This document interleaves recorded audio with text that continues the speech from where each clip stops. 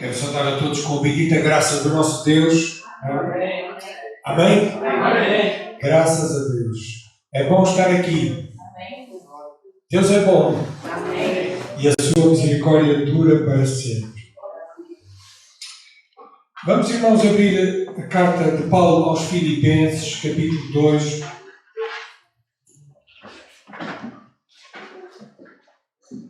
E ler no versículo 19. 2:19.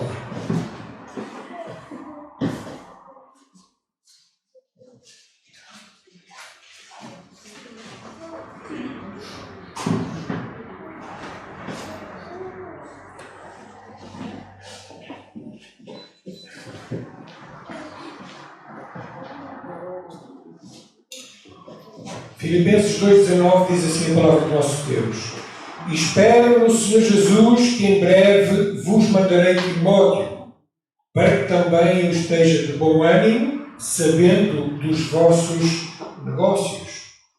Porque ninguém tem de igual sentimento que sinceramente cuide do vosso estado, porque todos buscam o que é seu e não o que é de Cristo Jesus. Mas bem sabeis qual a sua experiência e que serviu comigo no Evangelho como filho ao Pai. De sorte que espero enviá-lo a vós logo que tenha provido a meus negócios. Mas confio no Senhor que também eu mesmo, em breve, irei ter convosco. Julguei, contudo, necessário mandar-vos Epafrodito, meu irmão e cooperador e companheiro nos combates, e vosso enviado para prover às minhas necessidades. Porquanto tinha muitas saudades de vós, todos, e estava muito angustiado de que tivesseis ouvido que ele estivera doente. E, de facto, esteve doente, e quase à morte. Mas Deus se apiedou dele, e não somente dele, mas também de mim, para que eu não tivesse tristeza sobre tristeza. Por isso, vou-lo enviei mais depressa, para que, vendo outra vez, vos regozijeis, e eu tenha menos tristeza. Recebei, pois, no Senhor com todo o gozo e tende-o em honra, porque pela obra de Cristo chegou até bem próximo da morte, não fazendo caso da vida, para suprir para comigo a falta do vosso serviço. Tem aqui a palavra do Senhor. Vamos ter mais uma palavra de oração. Mais incrível. É tão bom estar aqui, Senhor. É tão bom estar na Tua presença. É tão bom, Senhor, ter esta comunhão, Senhor, uns com os outros. É tão bom louvar o Teu nome, Senhor. E também, Senhor, ler a Tua palavra. Nós te damos graças por ela, Senhor. E queremos pedir agora que Tua bênção, a manifestação do Espírito Santo em cada um de nós, possa, Senhor, surtir o efeito para o qual já tens enviado, Senhor. Te pedimos, Senhor, que Tu acrescentes visão, revelação, entendimento, conhecimento, mas sobretudo o desejo de a colocar em prática, Senhor. Faz isto porque sabemos que é obra Tua e recebe toda a honra e toda a glória para Ti. Nós te pedimos e agradecemos em nome de Jesus. Amém. Queridos irmãos, continuamos esta jornada do apóstolo Paulo na carta aos Filipenses e de facto ele recorda que estava preso, prisioneiro, lá na igreja em Roma, e ele estava numa espécie de casa-prisão, porque ele tinha alguma liberdade. Ele aguardava a sentença do tribunal romano da acusação falsa. Nós sabemos que é falsa. Da acusação de que ele queria liderar uma rebelião contra o Império Romano. Ora, isto era mentira. Mas foi esta a acusação, e por isso ele deslocaram até Roma, porque ele era cidadão romano, e então ele aguardava ali a sentença final do seu julgamento. Mas tinha alguma liberdade, ele podia receber pessoas, podia falar, podia escrever, tinha alguma liberdade. E a igreja em Filipos, esta igreja que nós estamos a ler a sua carta, que tinha recebido esta carta, esta igreja tinha enviado uma oferta generosa, uma oferta talvez de bens, mas também de dinheiro, um donativo. E para Paulo, através deste irmão que nós vamos estudar hoje, vamos ler o Epafrodito. E esta igreja tinha sido fundada pelo apóstolo Paulo, juntamente com a sua equipe missionária, na segunda viagem missionária. E este Epafrodito tinha viajado lá de Filipos, da Macedónia, até Roma. Tinha feito uma grande viagem só com este propósito, de levar a oferta da igreja ao apóstolo que estava prisioneiro, que estava recluso. E ele relatou alguns problemas que a igreja estava a enfrentar, nomeadamente os falsos obreiros, os falsos mestres, que vamos ver no capítulo 3, se o Senhor permitir, a seguir. Relatou também algumas dificuldades que estavam a ter duas irmãs. Relatou mais informações acerca da igreja. Algumas informações alegraram o apóstolo, outras entristeceram. Mas realmente este irmão trouxe esta oferta. Ajudar e contribuir, irmãos. E este irmão, ele contribuiu, ele trouxe oferta. Era uma igreja abençoadora, a igreja de Filipos. Ajudar e contribuir quem precisa é uma das responsabilidades dos cristãos. Nós devemos estar atentos às necessidades uns dos outros para também ajudarmos quem precisa. Mas, graças a Deus, deixem-me abrir aqui um parênteses pela Igreja Evangélica de Lumiara, que tem sido sensível e tem sido participante, não só neste movimento de ajuda à Ucrânia, mas ao longo da sua história. É uma igreja liberal no bom sentido da palavra.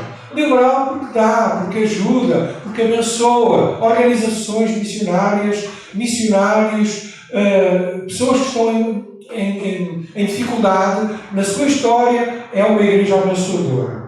Graças a Deus também pela comunhão de igrejas dos irmãos, que está agora também a ajudar de uma forma mais prática alguns irmãos que estão lá líderes perto da Ucrânia, na Polónia e não só noutros países. Também lembrar que este movimento que se tem levantado, irmãos, ainda esta semana chegaram aqueles 8 irmãos batistas, penso que alguns irmãos souberam, 6 eram pastores, que levaram 4 carrinhas de ajuda, com bens também, para a ajuda daqueles irmãos na Polónia e não só, também na Ucrânia. E eles trouxeram 17 ucranianos e pagaram a viagem a 10 irmãos nossos para virem para Portugal. No total trouxeram 27 pessoas. Nós vejam o amor de Deus manifesto nos cristãos de uma forma prática a abençoar vidas. Vidas que estão a sofrer muito. Vidas e famílias despedaçadas. Então nós vemos aqui o amor de Deus. E esta temática desta tarde, irmãos, que o Senhor pela sua graça trouxe nesta leitura que nós fizemos, fala do amor prático, do serviço de irmãos que realmente dão a sua vida para abençoar outros. Sabemos que as grandes temáticas do capítulo 2 são a humildade e também a obediência de Jesus Cristo, que devem ser imitadas por cada um de nós. Lá no capítulo 2, versículo 8, Jesus, achado na forma de homem, humilhou-se a si mesmo, sendo obediente até à morte e morte de cruz. Então Jesus é o maior exemplo, é o nosso grande referencial de vida, de entrega, de sacrifício, de humildade. E é este Senhor Jesus Cristo maravilhoso que nós queremos não só meditar, olhar, mas também imitar. E somos chamados a isto. E agora Paulo vai falar destes dois queridos irmãos, Timóteo e Epafrodito, e também diretamente dele próprio, porque ele também é mencionado aqui, ele dá um testemunho, e a forma como eles demonstraram um amor prático, um amor evidente pela Igreja, pela obra de Deus e também pelo apóstolo Paulo. Humildade, o serviço cristão, irmãos, devia ser uma constante na nossa vida. Vamos então olhar primeiro para Timóteo e depois vamos olhar um pouco para Epafrodito. Diz o versículo 19 que Paulo desejava enviar Timóteo brevemente, mandar brevemente Timóteo, para que esteja de bom ânimo sabendo dos vossos negócios. Sabemos que Timóteo estava com Paulo, isto é mencionado logo no versículo 1, do capítulo 1 desta carta. Timóteo estava lá, não sabemos se estava prisioneiro, se estava livre, mas pelo menos estava ali perto de Paulo, e a ideia era Timóteo levar as notícias de Paulo e também depois trazer as notícias da igreja de Filipos. E ele brevemente esperava enviar este jovem pastor Timóteo, para visitar a igreja em Filipos. Não havia WhatsApp, não havia e-mails ainda, não havia as redes sociais, não havia jornais, embora existissem cartas. A maneira mais rápida, muitas vezes, de comunicar e trazer e levar as notícias era através das pessoas, então dos irmãos. Então havia este fluxo de ia um irmão, vinha outro, e havia esta corrente de informações físicas pelos irmãos. O próprio apóstolo Paulo, no versículo 19, ele diz: espero no Senhor Jesus, que quer dizer se Deus permitir. Ou seja, se for da vontade de Deus. Às vezes nós esquecemos de dizer isto. Fazemos os nossos planos, mas esquecemos de pensar que Deus está no controle de todas as coisas. E é bom fazer planos, e Paulo estava aqui a fazer planos, a enviar Timóteo, mas se fosse a vontade de Deus, espero no Senhor Jesus. São expressões tão normais de outrora, não é? E agora parece que já ninguém diz se Deus permitir, ou se Deus quiser. Mas devemos usar essa linguagem, que é a linguagem certa. Nós também já vimos anteriormente que Paulo estava disposto a morrer. Ele não tinha medo da morte, o apóstolo Paulo. Ele sabia que estava prisioneiro e que a sentença final ia ser uma sentença mortal, de morte. E ele estava pronto a partir. Ele desejava estar com Cristo, ele já tinha dito isso. Que isto é ainda melhor, é melhor estar com Cristo. Mas, por outro lado, ele desejava ficar. E ele até diz aqui nesta passagem que nós já lemos, no versículo 24, que até tinha uma certa expectativa, confiava no Senhor, que também ele próprio, em breve, iria ter com eles. Ou seja, ele tinha esta expectativa, esta fé, de que em breve poderia visitar também a igreja em Filipos. Ou seja, ele, mesmo prisioneiro, tinha esta fé, esta esperança, irmãos, de continuar na obra do Senhor até morrer. Irmãos, não há velhos na obra do Senhor.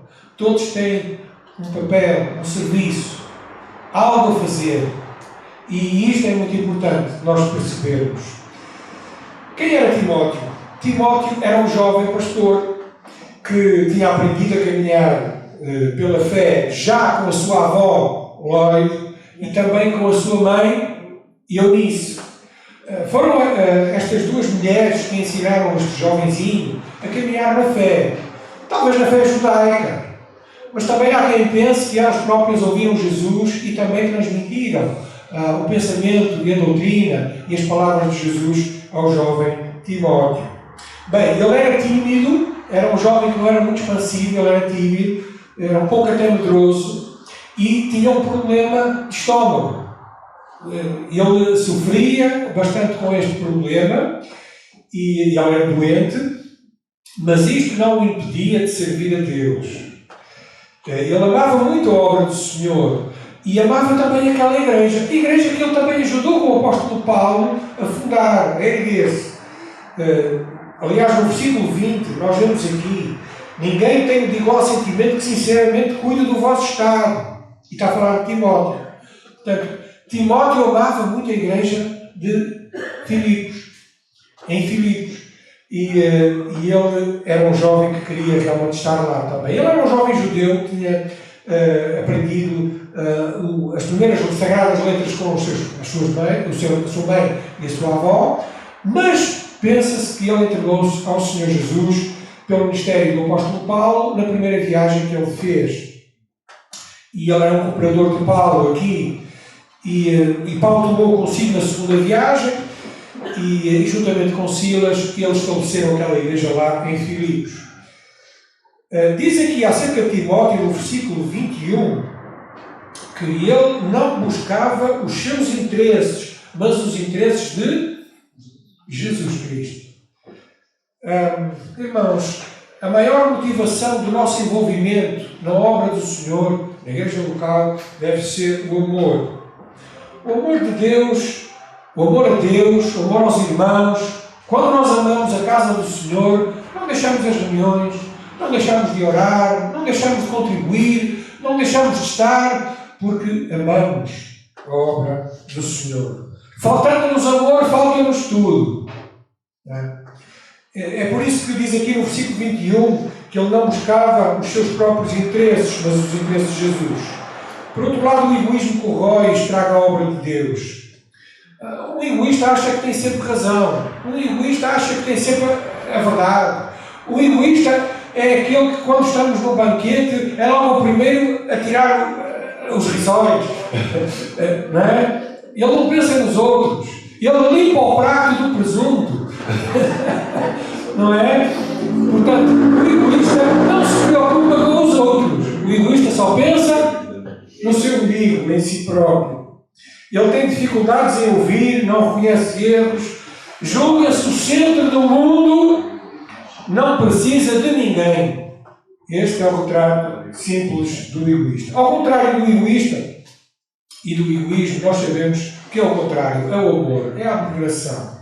É realmente este desapegamento que é o Senhor Jesus Cristo que nos ensinou mesmo neste capítulo. Não é? O Senhor Jesus, ele desapegou-se, ele estava confortável, entre aspas, e falamos com reverência do Senhor Jesus lá no céu. Mas ele despojou-se de si próprio e resolveu, para a graça do Senhor, vir a esta terra, tomar forma humana. E ele veio para nos buscar, para nos salvar. Ele não buscou os seus interesses. E quando nós também não buscamos os nossos interesses, mas buscamos os interesses de Jesus, as coisas tornam-se mais fáceis. Este Timóteo, ele já tinha alguma experiência. Ele era jovem, mas ele tinha alguma experiência. Diz no versículo 22: vós bem sabeis qual a sua experiência que serviu comigo no Evangelho como filho ao Pai. Bem sabeis da sua experiência. É bom, irmãos, quando caminhamos com os mais velhos, adquirir esta experiência. Aprender com os mais velhos, com os mais maduros. E Timóteo teve isto. Ele teve um excelente mestre, que foi o apóstolo Paulo. E Paulo aprendeu aos pés de Gamaliel. Timóteo aprendeu aos pés de Paulo. E ele aprendeu muito com o apóstolo Paulo. Ele sofreu injúrias, ele viu muita coisa, ele pregou o Evangelho, e ele ensinou, e ele aprendeu também com o apóstolo Paulo. Como se de um filho se tratasse. Os melhores pais são aqueles que ensinam os seus filhos nos caminhos do Senhor. São aqueles que repassam a palavra de Deus, o Evangelho, aos seus filhos. Ensina a criança no caminho que deve andar e quando ele já for velho, não se vai desviar, não se vai esquecer. Esta é a promessa da palavra de Deus. Então Paulo e Timóteo eram bons líderes. Porquê? Porque não só ensinavam bem, mas eles também viviam aquilo que pregavam. E nós também devemos fazer assim como pregadores. Viver aquilo que pregamos. Não só ensinar, mas viver. Praticar. Porque é para isso que somos chamados, queridos irmãos. Então oremos pelos nossos líderes. Amém? Oremos uns pelos outros. Oremos por mais líderes. Oremos para que o Senhor acrescente. Agora vamos ver também a história e o outro homem, o Epafrodito, no versículo 25, embora Paulo planeasse enviar o Timóteo, ele para já ia enviar este homem, o Epafrodito. Versículo 25, julguei contudo necessário mandar-vos Epafrodito, meu irmão, cooperador, companheiro nos combates e vosso enviado para prover às minhas necessidades. É por causa deste versículo também que nós vemos que ele tinha sido enviado pela igreja de Filipos para prover as necessidades do apóstolo Paulo. Se nós, como igreja, não estivermos preocupados com as necessidades dos missionários, com as necessidades dos obreiros e com as necessidades dos que sofrem, irmãos, quem é que vai estar?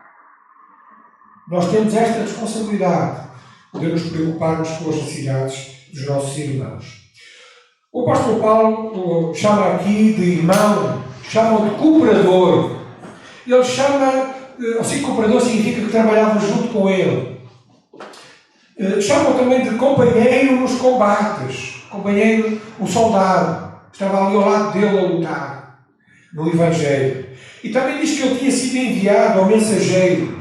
Na realidade, esta palavra significa apóstolo. Apóstolo no sentido de missionário. Porque nós já falamos aqui algumas vezes que hoje não há apóstolos. Apóstolos no sentido dos 12. Mas existem missionários. Existem missionários, que quer dizer enviado. Enviado pela igreja local. Enviado com o propósito de servir povos, nações, outras igrejas. Então, esses são os missionários. Que nós também possamos ser cooperadores uns dos outros, queridos irmãos. Que nós possamos olhar para este Epafrodito que se dispôs a largar a Macedónia, a sair da sua igreja e ir em direção àquele apóstolo Paulo que estava prisioneiro e levar aquelas ofertas, aqueles bens, quem sabe, talvez algumas roupas, alguns livros, não sabemos, mas sabemos que ele foi ajudá-lo e ele foi lá ter com ele. Que bênção, irmãos. Possamos estar unidos neste mesmo combate como igreja, como irmãos, empenhados no mesmo propósito de divulgar o Evangelho a toda a nação. Amém? A toda a criatura.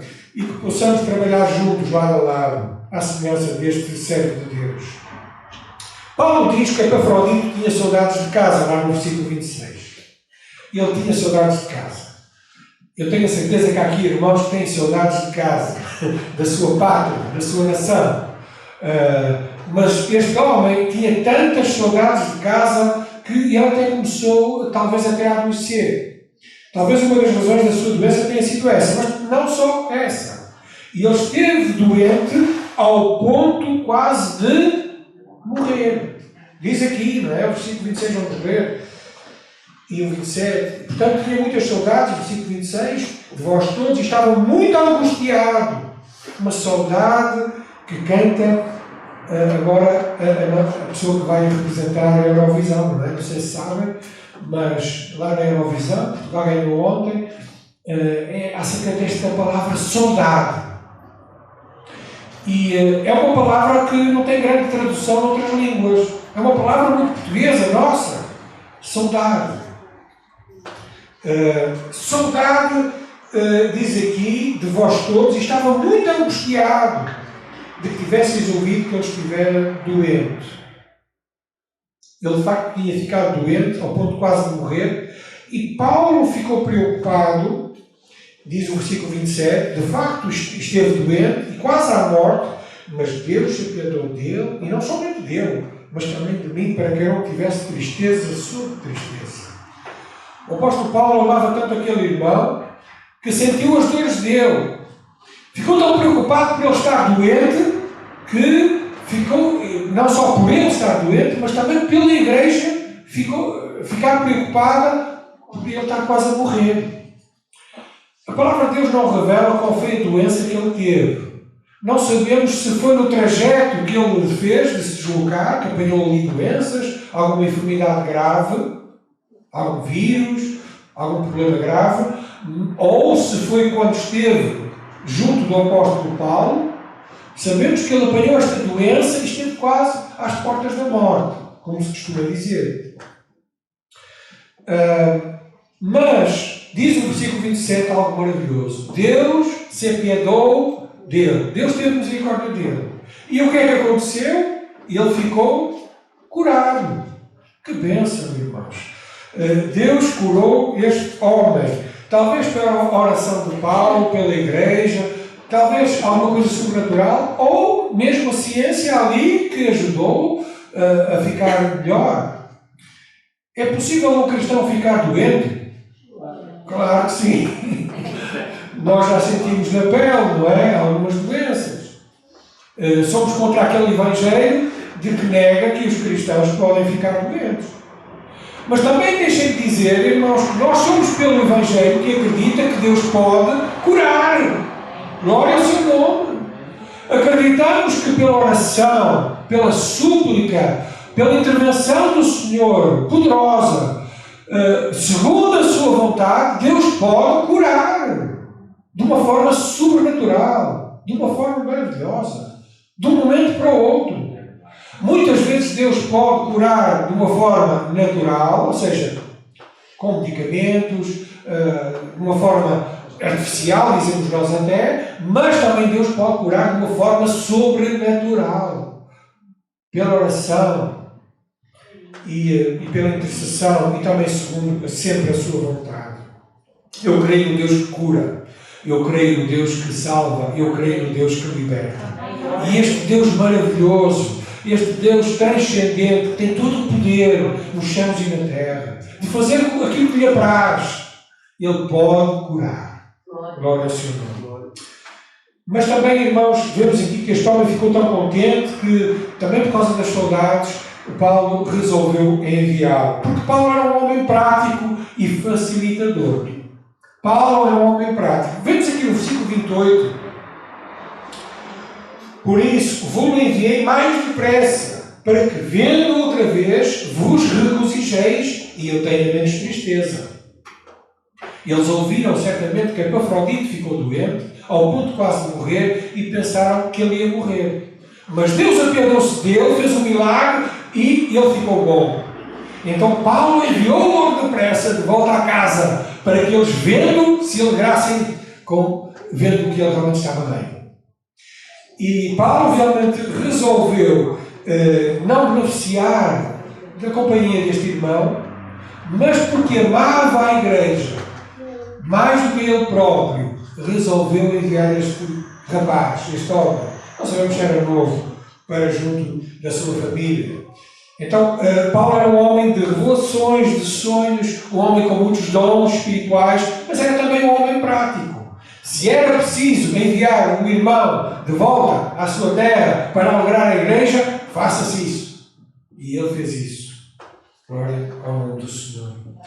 Eu estou convencido, irmãos, que muitos dos problemas acabavam se existisse um pouco mais de bom senso, de coisa prática, na nossa vida e até na vida da igreja. Alguma benevolência, uma sabedoria real. A igreja, o ministério, a família, o emprego seriam mais simples se existissem mais facilitadores do que complicadores. Amém? Precisamos de gente à nossa volta que facilite e que nós também possamos ser facilitadores para os outros. Infelizmente, às vezes, parece que temos mais complicadores do que facilitadores. Vê-se isso no trânsito, não é? Nós damos passagem e a pessoa vai até meio, nem avança, nem recua, nem nos deixa passar. Complica o trânsito. Começam a apitar atrás de nós. E realmente isso vê-se muito. Que o Senhor tenha misericórdia de nós e nos ajude a sermos pessoas que facilitam a vida dos outros em vez de complicar a vida dos outros. Às vezes nas famílias nós complicamos mais do que facilitamos. Que possamos facilitar a vida uns dos outros também na área familiar. Facilitador ou complicador? A pergunta é, estou a ser eu um facilitador ou um complicador?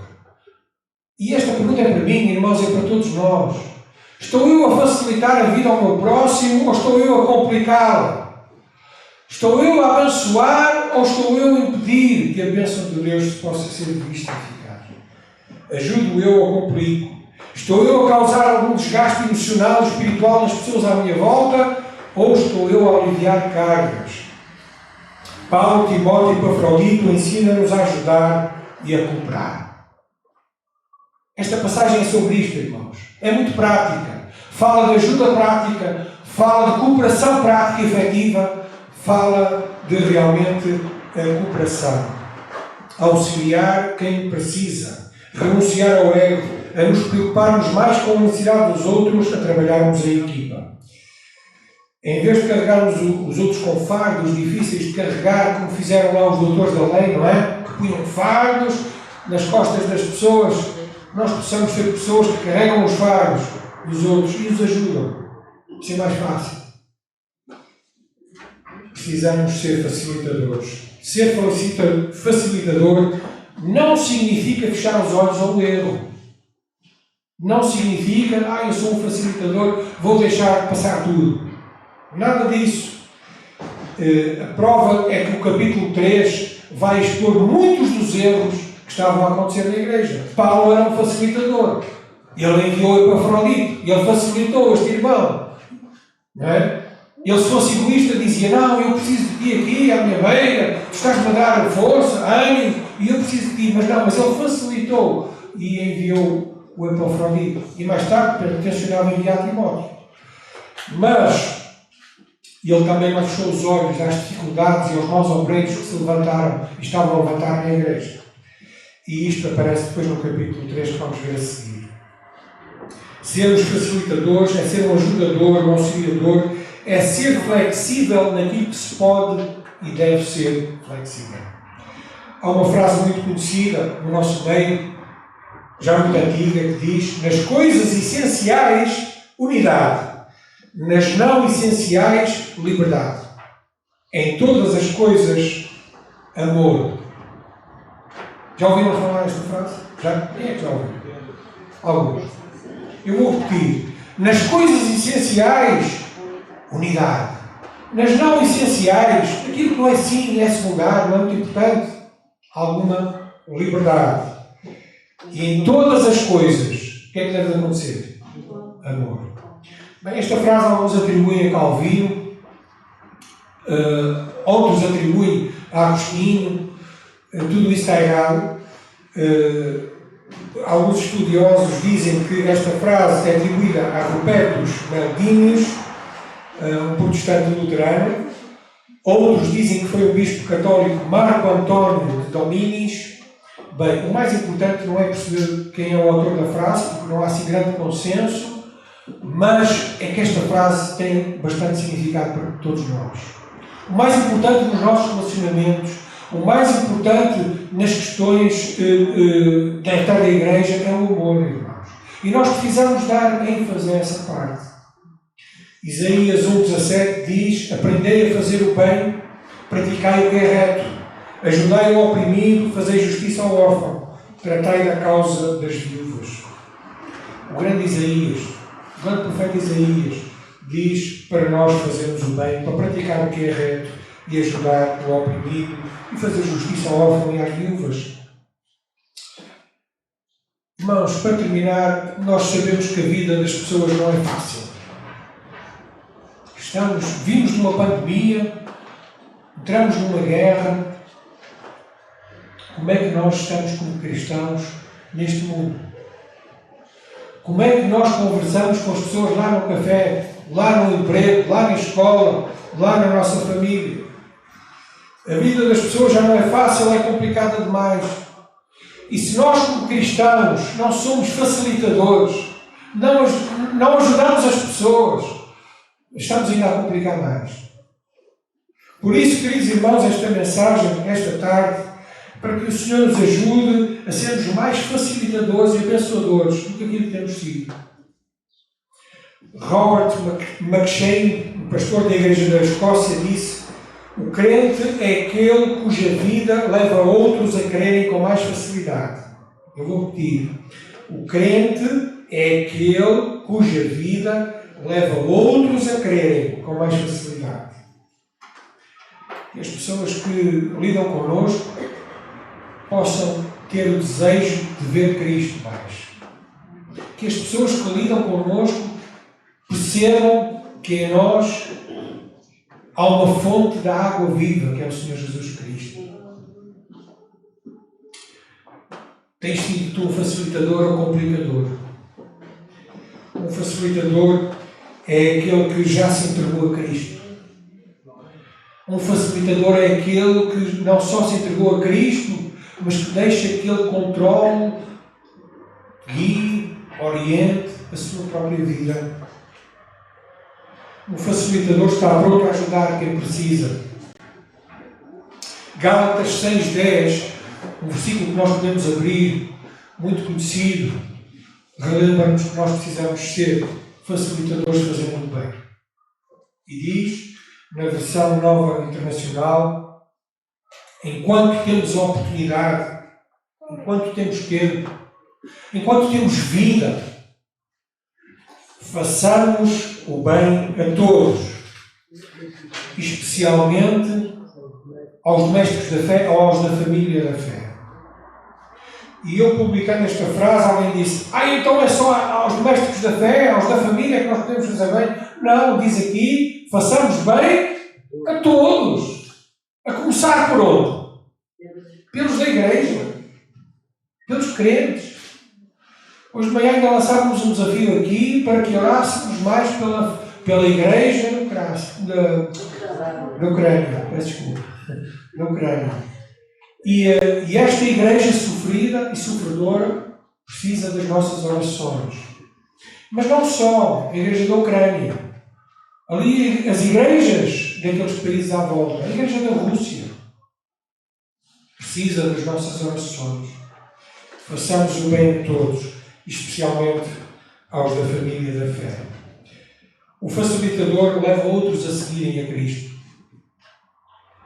O facilitador aponta para o Senhor Jesus Cristo. O facilitador nega-se a si mesmo e reconhece que Jesus é Senhor. Irmãos, o desafio para esta tarde é para cada um de nós, para que o Espírito Santo nos ajude a facilitar mais a vida dos outros, dos nossos próximos, e possamos contribuir para a bênção dessas pessoas. Que o Senhor vos use e abençoe. Amém.